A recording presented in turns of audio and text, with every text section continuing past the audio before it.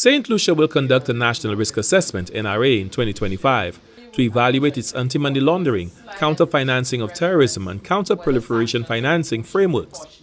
This assessment will provide a comprehensive snapshot of the country's financial security landscape and measure progress since the last review.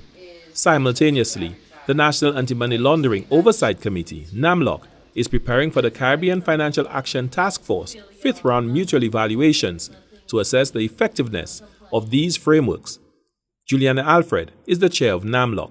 We have been meeting with stakeholders just to get a sense of where the agencies are, because we had ensured that agencies were aware of their deficiencies.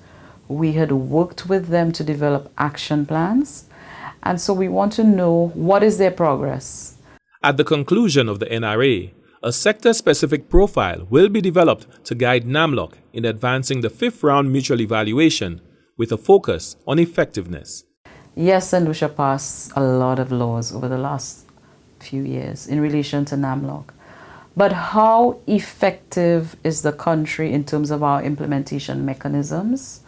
What systems have we put in place after having passed the laws to ensure that we have addressed the deficiencies that were found in the fourth round? And so we are also doing that simultaneously, because the period for assessment for the fifth round is actually going to be between 2023 to 2028. The NRA will introduce a proliferation risk financing assessment, aligning with the updated Financial Action Task Force (FATF) recommendation number 1. There's a greater focus now on legal persons and arrangements, and also beneficial ownership. There's a big interest now by the assessors in terms of beneficial ownership information and that being available. There's also a greater focus in this time around in terms of our NPO sector, non-profit sector, and the arrangements that are in place to monitor and regulate that sector. So the work continues for NAMLOC, and it's pretty intensive.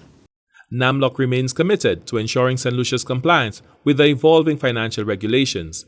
Faith-based and non-profit organizations will face increased scrutiny to identify and address gaps in the national risk assessment. For the National Competitiveness and Productivity Council, Glenn Simon reporting.